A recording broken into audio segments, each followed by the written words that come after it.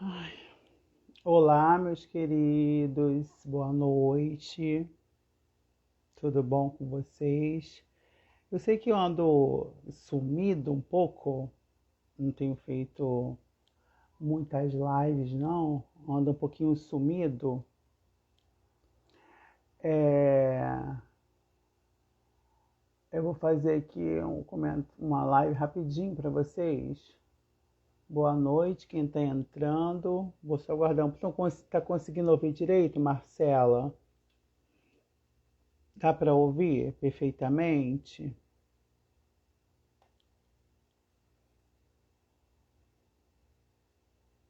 Eu sei que eu tenho sumido um pouquinho, gente, mas o trabalho tá cansando um pouco, né? Mas eu vim aqui rapidamente para conversar com vocês sobre um assunto legal aí. Estão conseguindo me ouvir? Andréia, Maicon, Marcela, dá para me ouvir direitinho? Vanessa, Oliveira, dá para me ouvir, pessoal? Perfeitamente. Boa noite, gente. Saudade de vocês. Saudade, Vanessa. Essa semana todos nós vamos estar juntos, né? Ai, que bom que vocês estão conseguindo me ouvir. Esperar só mais um pouquinho. Enquanto isso, amanhã não percam às 20 horas, quem puder, tá? Um bate-papo maravilhoso sobre o suporte avançado de vida, sobre o suporte básico de vida, uma troca de experiência aí, um bate-papo com meu amigo Júnior Queiroz, diretamente lá do estado de Minas Gerais. Vai estar aqui comigo numa live que a gente vai estar batendo um papo, falando sobre essa questão de atendimento básico de vida, essa questão de atendimento de suporte avançado de vida, como essa é a rotina de um profissional técnico de enfermagem dentro de uma ambulância, né, do SAMU, para o atendimento pré-hospitalar. Então é de suma importância a participação de vocês aí na live amanhã às 20 horas. Espero que todos entrem, espero que todos assistem para agregar mais conhecimento, né? Porque é sempre bom a gente agregar conhecimento. Oi, Osana, linda, boa noite. É sempre bom nós agregarmos conhecimentos, né? Cada dia mais nós vamos aprendendo com pessoas diferentes. A enfermagem ela é muito complexa, né? É um mundo de conhecimento, de experiência a ser trocadas e vivida. E nada que mais justo nós vimos aqui amanhã para estar passando para vocês essas experiências, né, entre os erros e acertos. É através disso que nós vamos aprendendo no nosso dia a dia, tá?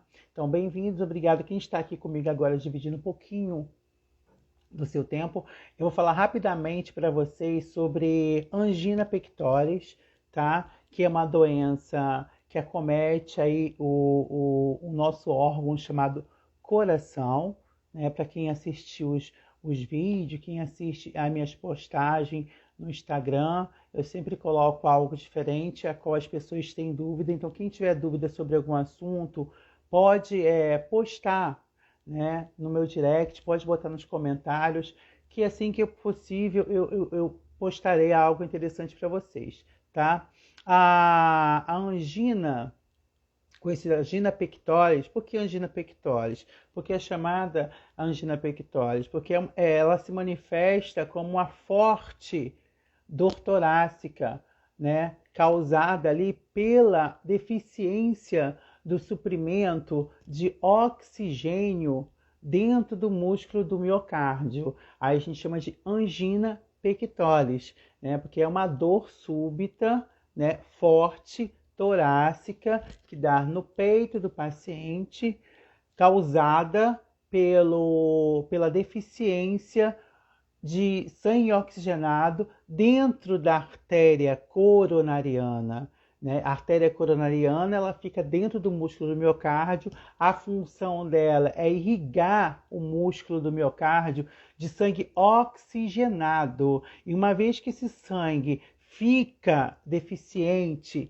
dentro da artéria coronariana, o paciente desenvolve uma angina, onde nós vamos chamar de angina pectoris, né, que é a deficiência do suprimento de sangue oxigenado para dentro do músculo do miocárdio, caracterizando assim a manifestação de uma forte dor torácica no peito do paciente. Oi, Bianca, sua linda, saudade, tá?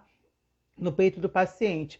Muitas vezes, né, essa dor forte, né, no tórax do paciente, causada pela deficiência do sangue oxigenado no músculo do miocárdio, pode ser acompanhada de uma sensação de aperto e queimação no tórax e no peito, que se prolonga um pouco mais acima do tórax do paciente e pode irradiar para os braços e para as costas e para o pescoço, né? Isso pode ser uma angina, onde tem que ser avaliado. Não, deixando aqui bem claro que a angina pectoris, tá?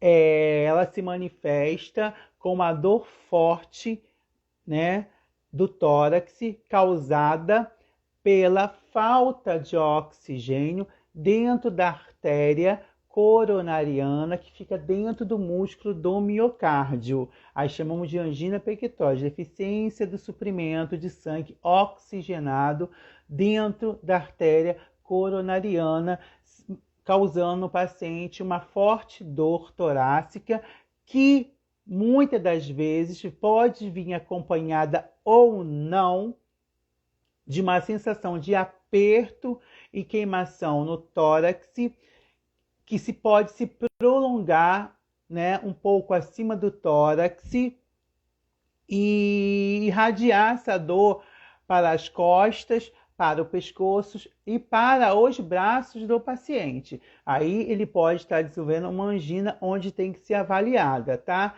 E a angina trata-se de conjuntos de sintomas provocados ali pela limitação de sangue oxigenado, né, que vai irrigar o músculo do miocárdio, facilitando o baixo suprimento de oxigênio dentro dessa artéria coronariana e fazendo com que esse paciente passe a desenvolver essa dor forte no tórax.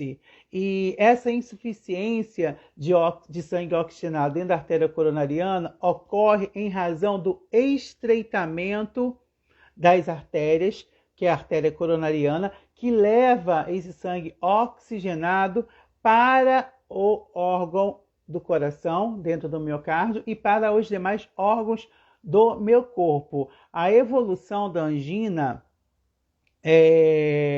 pode provocar um infarto se não for diagnosticada precocemente e se não for tratada corretamente. Isso pode levar a um infarto, tá? Então, a angina é aí uma deficiência de irrigação de sangue oxigenado dentro do músculo do miocárdio pela artéria coronariana, onde ocorre um estreitamento da artéria coronariana, diminuindo o fluxo de sangue dentro do músculo do miocárdio e para demais órgãos. E se ela não for diagnosticada, tratada corretamente, isso pode gerar no paciente um infarto agudo do miocárdio, tá? Lembrando que existem vários fatores de riscos que podem ocasionar essa doença coronariana chamada angina, né? Estamos aí associando a aterosclerose, né? A aterosclerose é um principal fator para o desenvolvimento da angina, que é a obstrução das artérias causadas por placas de ateromas, que são gordura. Então, quando ocorre aí uma obstrução ou quando ocorre a presença de placas de ateroma dentro da artéria coronariana, nós chamamos de aterosclerose, que é totalmente diferente de arterioesclerose. Porém, os nomes podem ser parecidos, mas são totalmente diferentes uma da outra. A arteriosclerose é o endurecimento, o estreitamento da artéria né? E aterosclerose são placas de ateroma dentro da artéria que vão ali impedir o fluxo de sangue ou obstruir a passagem de sangue dentro de uma artéria. Então, a aterosclerose é uma das principais causas da angina, tá? O problema também pode ser desencadeado por inflamações, infecções das artérias e doenças das válvulas cardíacas. Isso pode também aí desencadear uma angina. Não podemos descartar de maneira alguma, né, o sedentarismo, a obesidade, a hipertensão arterial sistêmica, o tabagismo, o uso de droga, a diabetes mellitus, tá? O estresse envolvido com fator emocional pode também influenciar aí ao desenvolvimento dessa angina, alterações no colesterol. Oi, Lari, boa noite. Obrigada por estar presente. Eu te marquei lá sem querer no Instagram, tá? Mas obrigada por estar presente. Esses fatores que eu falei aqui são fatores clássicos de risco, né, para o desenvolvimento da angina, que é uma deficiência de irrigação de sangue oxigenado dentro da artéria coronariana, impedindo aí o fluxo de sangue dentro do miocárdio, facilitando que o paciente venha desenvolver uma dor súbita, né, no tórax, que pode surgir ou não com queimação, irradiação para os braços, pescoço e costas, tá?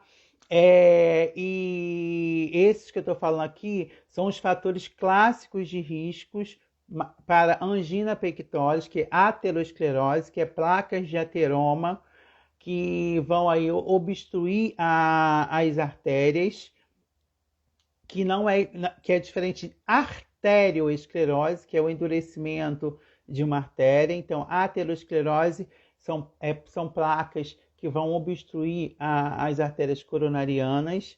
Obesidade é um fator clássico de risco para a angina, hipertensão arterial sistêmica, diabetes mellitus, estresse, tabagismo, sedentarismo, fatores genéticos podem aí contribuir para o aparecimento de angina, o aumento de triglicerídeo e o pior de todos, o aumento do colesterol, né, que nós chamamos de hipercolesterolemia. Então, o aumento de colesterol é um fator muito predisponente para o desenvolvimento de uma aterosclerose, que são placas de ateroma.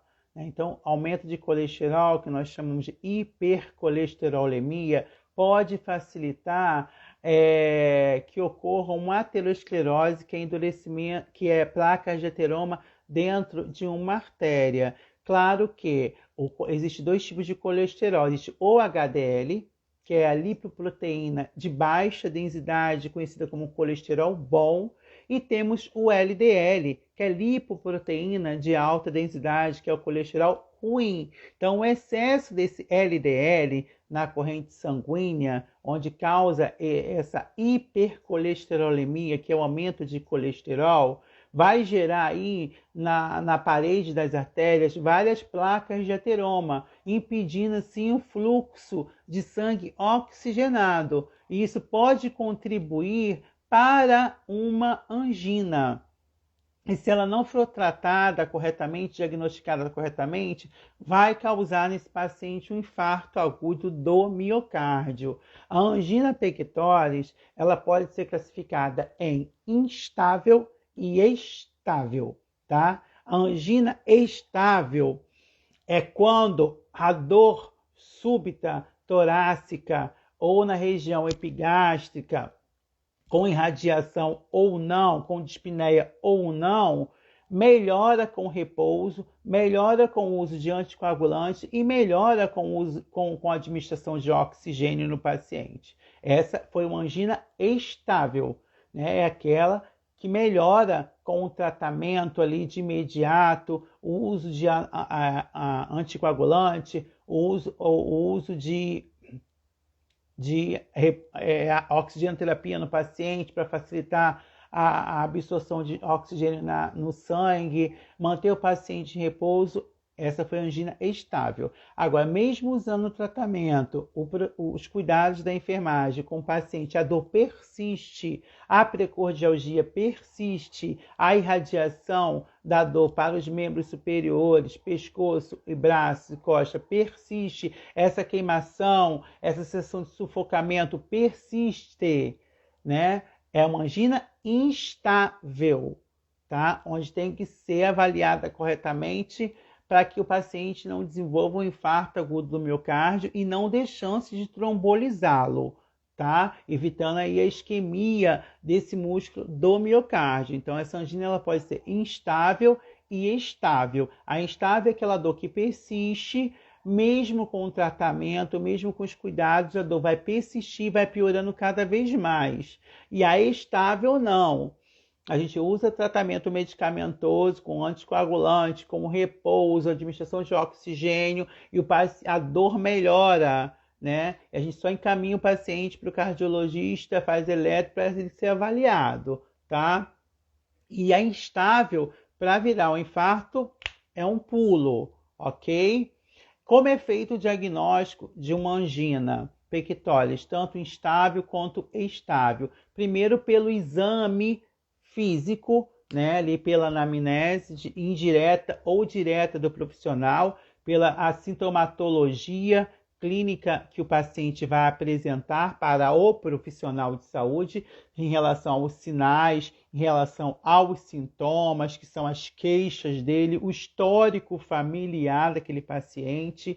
Nós podemos também diagnosticar uma angina além dos exames físicos e a anamnese que o profissional faz com esse paciente. Fazemos também o eletrocardiograma para saber ali as alterações no segmento ST, para ver se esse paciente tem um desvio e com isso possa estar tendo essa angina e está infartando e a gente não sabe. Que às vezes, principalmente o infarto, às vezes o infarto ele é só diagnosticado nos traçados eletrocardiográficos. Então, para quem faz de graduação em enfermagem, não adianta só saber realizar o eletrocardiograma. É bom também saber interpretá-lo, para com isso você poder dar uma assistência mais rápida, mais exata e mais qualificada para o paciente. Então, a angina pode ser diagnosticada tanto pelo exame físico, pela anamnese de início, né, que é o histórico total, atual da doença, o histórico familiar. O eletrocardiograma, que é realizado nesse paciente para podermos avaliar ali no traçado eletrocardiográfico as alterações do segmento ST, para que esse paciente não esteja evoluindo para o infarto e para o profissional também poder, né, diagnosticar precocemente esse infarto. Podemos também fazer laboratório, né, que é enzimas cardíacas, troponina, CKMB, que vai diagnosticar ali a angina. Troponina, CKMB, são todos os exames que facilitam, né, o diagnóstico da angina, aqui conhecida como enzimas cardíacas. Para quem nunca ouviu falar, as enzimas cardíacas são enzimas que mostram no resultado de laboratório, né, o diagnóstico de angina e um diagnóstico laboratorial de infarto. Então, além do exame físico, da anamnese, da sintomatologia clínica da angina, das queixas do paciente, nós temos também no hospital o diagnóstico laboratorial para angina, sem ser o eletrocardiograma. Nós temos o diagnóstico laboratorial de angina e infarto, que são a mioglobina, né? O CK total, CKMB e a troponina, né? São todos os exames aí, as enzimas cardíacas que vai dar um resultado alterado no sangue do paciente, favorecendo aí com que ele venha infartar, tá tendo angina ou tá tendo um infarto, que o paciente pode estar muito bem tendo essa angina instável. Boa noite, Camila. Tendo essa angina instável, não ter nenhum... Boa noite, Rodrigo.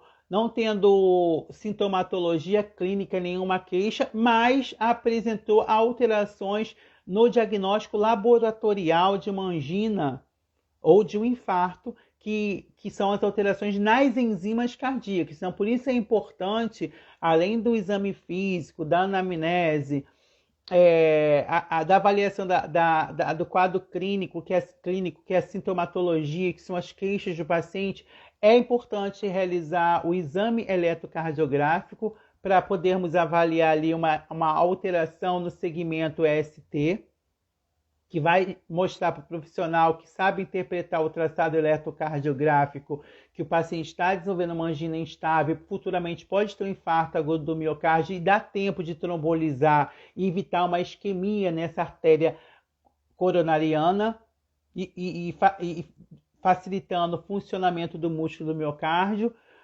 E também podemos fazer o diagnóstico laboratorial pelas enzimas cardíacas. Quando o paciente tem angina, tem um infarto, essas enzimas cardíacas elas estão totalmente elevadas na corrente sanguíneas, né? Que é a mioglobina, o CK, CKMB e a troponina. Né? Essas são as enzimas cardíacas no diagnóstico laboratorial. CKMB, troponina, CK total, mioglobina. Elas que vão mostrar no exame laboratorial o diagnóstico aí para angina instável e para o infarto agudo do miocárdio. No tanto que se o paciente estiver infartando ou tiver angina instável, essas enzimas cardíacas ela é dosada diária constantemente, mesmo se for angina estável, que é aquela que melhora com repouso, com uso de oxigênio, com uso de anticoagulante, isso ela melhora. Agora, se a dor persistir, é instável. Oi, Lívia, sua linda. Então, é importante a realização aí da dosagem das enzimas. Então, a gente tem 3 diagnósticos. Exame clínico, né, que são as queixas, que é a anamnese, histórico familiar. Eletrocardiograma para avaliação da alteração do segmento ST do eletrocardiograma. E enzimas cardíacas, que são exames laboratoriais para a angina pectoris. Como é feito o tratamento da angina? O tratamento da angina, na maioria dos casos, é feito com medicações específicas, né, que incluem aí fármacos, vasodilatadores, beta-bloqueadores, que vão aumentar a irrigação sanguínea ao músculo do miocárdio. Oi, Tânia, sua linda, boa noite. Então, os fármacos, né, mais utilizados para o tratamento, na maioria dos casos, para um paciente que está tendo uma angina e queremos evitar futuramente um infarto, né, uma obstrução total, parcial dessa artéria coronariana, vai ser administrado aí os vasodilatadores, beta-bloqueadores, que vão aumentar a irrigação sanguínea no músculo do miocárdio. Fora que esse paciente tem que ficar em monitorização hemodinâmica, tem que ficar fazendo exame de eletrocardiograma constante, controle de sinais vitais periodicamente, conforme a prescrição do médico, oximetria de pulso, repouso absoluto, restrição de dieta totalmente zero para esse paciente, controle glicêmico, controle de enzimas cardíacas para esse paciente também é feito constantemente. É importante que a enfermagem avalie, né, a persistência, né, e a duração da precordialgia, se tem irradiação ou se não tem irradiação, tá, dessa precordialgia. Em algumas situações exigem procedimentos cirúrgicos, né? Quando a angina é instável, quando está tendo ali uma aterosclerose, por aumento de colesterol, que é hipercolesterolemia, que é o LDL, que é o colesterol ruim, e para evitar a obstrução total dessa artéria e o paciente não ficar lesado, né, no seu músculo do miocárdio, em algumas situações, né, quando o tratamento medicamentoso e terapêutico não resolvem o caso da angina, né, e ela vai piorando constantemente, né, o profissional médico, que é o cardiologista, ele opta, né, por procedimento cirúrgico para esse paciente, como a implantação de pontes em artéria coronariana, né, que a gente chama de ponte safena, que é cirurgia de revascularização, a angioplastia, que consiste aí na implantação de um balão infiltrado dentro da artéria estreitada ou com placa de ateroma, a fim de expandir e desbloquear essa artéria. Para isso faz a angioplastia, né? Que consiste na introdução de um catéter para a implantação de um balão inflado ali nas artérias que estão estreitadas ou estão sendo obstruídas por placas de ateroma, que é, no caso, a aterosclerose, e esse balão ele vai expandir as artérias e vai tentar desbloquear aí a passagem do sangue, facilitando o fluxo do sangue dentro do miocárdio. Então, em alguns casos, né, quando o tratamento terapêutico, os demais tratamentos e os cuidados não se resolvem, né, o médico opta, a gente não vê uma resposta de melhora do paciente, só piora, ele opta ali por procedimento cirúrgico, né, que é a implantação de ponte em artéria coronariana, que é a ponte safena, que nós chamamos de cirurgia de revascularização,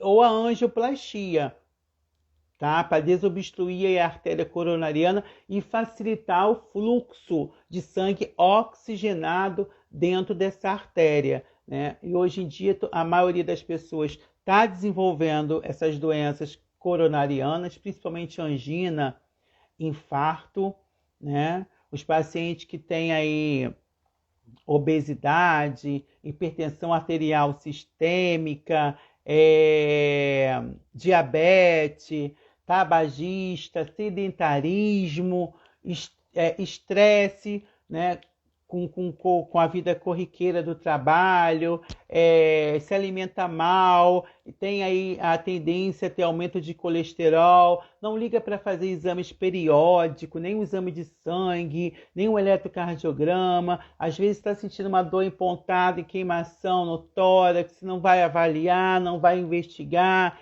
está jovem, mas está acima do peso, está sobrepeso, tem um histórico familiar de cardiopatia, tem um histórico familiar de diabetes, de hipertensão. Isso tudo pode influenciar numa pessoa de 20 anos de idade a angina, porque a angina não dá só em pessoas hipertensas, diabéticas e idosas não, tá? A hipertensão e a diabetes são fatores de risco que vão contribuir. Mas se eu sou um jovem de 22 anos de idade, que sou sedentário, me alimento super mal, mas não sou hipertenso, não sou diabético, mas estou contribuindo para o aumento desse colesterol LDL na corrente sanguínea, onde vai causar uma aterosclerose, que são placas de ateroma, dentro dessa artéria, tentando obstruí-la, a irrigação de oxigênio dentro da minha artéria vai ser prejudicada e deficiente. E eu vou desenvolver uma angina.